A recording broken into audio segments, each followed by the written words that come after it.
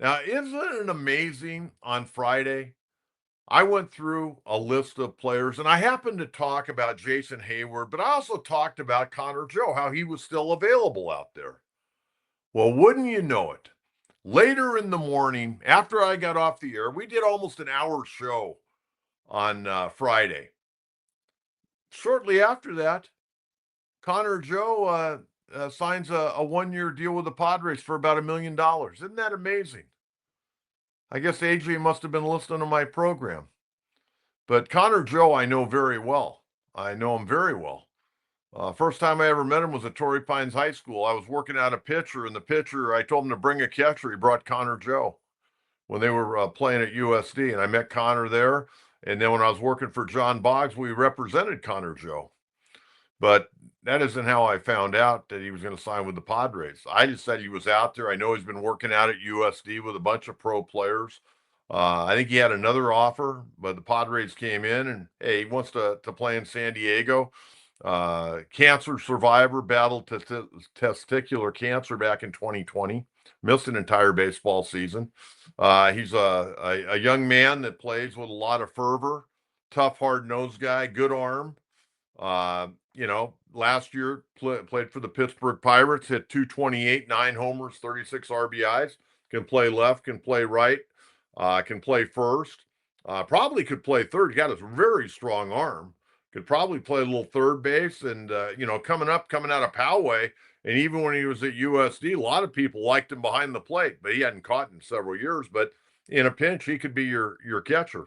Former first-round draft pick of the Pittsburgh Pirates. Hits left-handed pitching very well. So, we'll see where that goes. But, hey, Connor's a good kid, San Diego kid, born and raised here, Chinese heritage, good family, like I mentioned on the program on Friday. So we'll see where it goes. But and not only that, how about his wife, Kylie? His wife was a softball player at USD. So we wish the Joe family very well as he'll don a Padre uniform. Jason Heyward, it's not official yet, but it sounds like he's going to be a Padre. Padres have not sent out an official press release, but we assume Jason Heyward is going to sign, a very low budget contract. There'll be incentives. 35 years of age. Last season split the season between the Dodgers and Houston. Didn't have a good year. 211, 10 homers, 28 RBIs. Battled some injuries. 56 career hitter, 184 dingers, 718 RBIs, 1,560 hits. The guy knows how to play. Good clubhouse guy, can still play the outfield, can run into one occasionally. Right now, you're kind of looking probably with Connor Joe being signed, Jason Heyward presumably going to sign a contract, looking at a platoon. And then yesterday, the Padres signed Gavin. Now, this guy's interesting for me. I've watched this guy play. He hasn't put up big numbers yet, but he's played for the Chicago White Sox, who are worst team in baseball. And they didn't make him a qualifying offer. He's still a young guy, 28 years of age. Guy's got some pop from the left side. His numbers weren't great last year. He played in a career high 139 games, hit 233, a 303 on base percentage. You'd like that to be better. 357 slug, 10 bombs, 45 RBIs, former second round pick of the White Sox back in 2017. Interesting guy for me. Got great tools.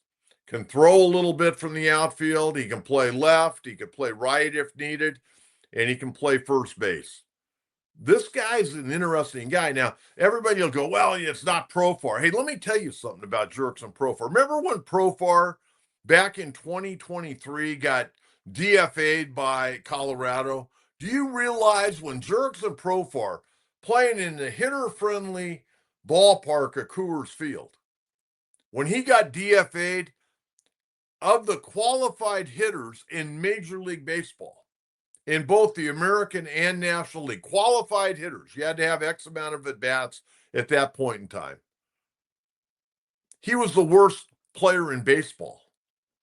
He was worst player in baseball offensively when he got DFA'd by Colorado. And I remember I was on the radio and I said, you know what? Profar will end up back with the Padres. And like as soon as he cleared waivers, Padres signed him to a minor league deal. Next thing you know, boom, he's back in the big leagues, finished 2023. Padres re-signed him, during spring training last year. Guy comes back and has an all-star first half, makes his first all-star game. Okay, and people were saying, well, can't we do better than Profar? Well, Profar last year played for $1 million plus incentives, and he got all those incentives because he played great, even though second half he kind of cooled off a little bit. Now, everybody's trying to really dissect this Connor Joe, Jason Heyward situation, and now Gavin Sheets. I'm going to tell you what, these guys know how to play. I mean, their numbers aren't great, but you got to remember something else. Padres have a hell of a lineup. I mean, they've got a hell of a lineup. Now, towards the end of the lineup, you'd like to beef it up because I don't know what you're going to get out of your catching situation. I have no idea what you're going to get out of your catching situation. But let's take a look at this. At first base, you got Cronenworth or Arise. Probably right now, Arise. Maybe Gavin Sheets.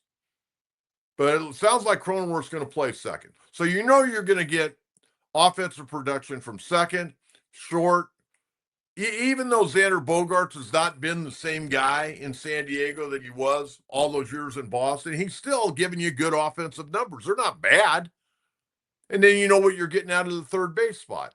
And then at first base, whether it's a Rise or whether it's Gavin Sheets, I mean, if it's a Rise, you're getting a guy that's going to probably, if not lead the league in hitting, be right up there. And they're hoping he'll have a little bit better on-base percentage this year. So, I mean, your infield offensively is damn good. I mean, even if Bogaerts hit 260, he's going to hit some doubles, he's going to drive in some runs, and going to hit some home runs. We don't need guys to hit 300, especially when you got this. Then you take a look at the outfield. You know what you're getting out of Fernando. You know what you're going to get out of Jackson Merrill. Really, the only two positions we don't know what we're getting anything out of right now are probably behind the plate, because I don't really know what you're going to get out of Luis Camposano. Elias Diaz probably going to hit, 240, 250, maybe on a good year, hit 260 and hit 10 home runs, 12 homers. Okay, Martin Maldonado, I don't know if he'll make the ball club. He'll be in camp on a minor league contract. So offensively, behind the plate, you're not going to get a lot. Whatever you get will be a plus. And then figure out what you're going to do in left field. And we'll see where that goes. But don't underscore Connor Joe, very good against left-handed pitching. Jason Heyward, a presence, well-respected ball player, well-respected in the clubhouse. I think he can still do some things. I think a good offseason of working out, getting healthy is going to help him. 35 years of age, he'll turn 36 next August. And Gavin Sheets, who's 28, I'm not going to underscore Victor Rodriguez, the Padre hitting coach. I think this guy had done a good job. He'll probably shorten Gavin Sheets' swing up a little bit, I would think, and try not to cause him to lose any power. But Gavin Sheets is an interesting guy for me. I've watched him play.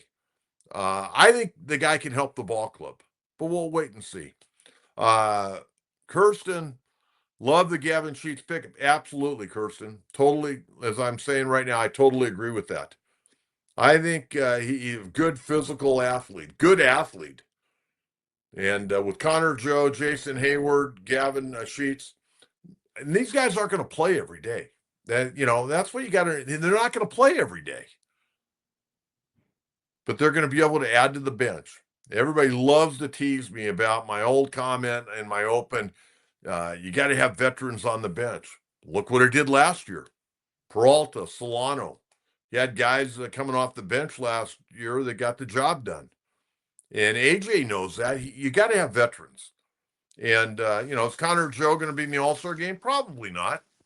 Jason Heyward going to make another All-Star game? He made one way back in 2010? Probably not. Gavin Sheets going to be on the All-Star team? Probably not. But can they help the ball club win? Absolutely. Absolutely. So we'll see where that goes. Okay, and I expect the Padres to do some other things as well.